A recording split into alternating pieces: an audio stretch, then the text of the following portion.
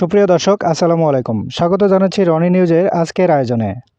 জানিয়ে দিব আজকের দৈনিক পত্রিকাগুলোর প্রধান প্রধান শিরোনাম। এই চ্যানেলে আপনি নতুন হয়ে থাকলে প্রতিদিনের দৈনিক পত্রিকাগুলোর খবরাখবর জানতে আমাদের চ্যানেলটিকে সাবস্ক্রাইব করে আমাদের পাশেই থাকুন। আজ বৃহস্পতিবার 19 ডিসেম্বর। দৈনিক ইত্তেফাক।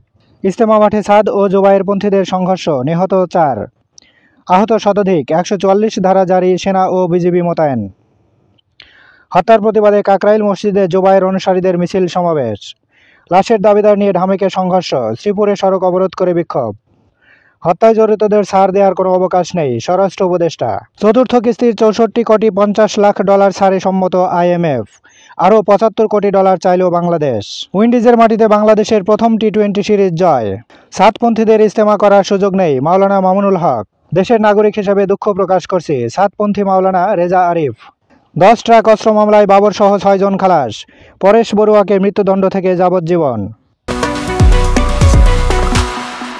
সুপ্রিম কোর্টের মর্যাদা রক্ষা করা আমাদের কর্তব্য, সুপ্রিম কোর্ট দিবসের আলোচনা সভায় প্রধান বিচারপতি। 16 বছর দিল্লি ছাড়া হাসিনাকে কোনো দেশ সমর্থন করেনি, রিজভী।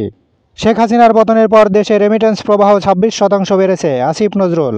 জনপ্রশাসন সংস্কার কমিশনের সুপারিশ, প্রশাসন, শিক্ষা ও স্বাস্থ্য কর্মকর্তাদের আপত্তি। সুপারিশ প্রত্যাখ্যান স্বাস্থ্য কর্মকর্তাদের, কমিশনের প্রস্তাব 64 ডিসির প্রতিবাদ। সিদ্ধান্ত চূড়ান্তের আগে ইজতেমা ময়দানে যেতে সাতপন্থী নেতাকে নিষেধ করেছিলাম, হাসানাত।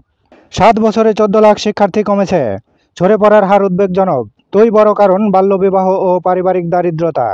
ট্রাইব্যুনালে গুমের অভিযোগ মাইকেল চাকমার। নাচলে বিজয় দিবসের অনুষ্ঠানে ছুরিকাঘাতে 2 কিশোর নিহত, জড়িত সন্দেহে গ্রেপ্তার 2। বিএসএফের নির্যাতনে নিহত 3 যুবকের লাশ শার্শা সীমান্ত থেকে উদ্ধার।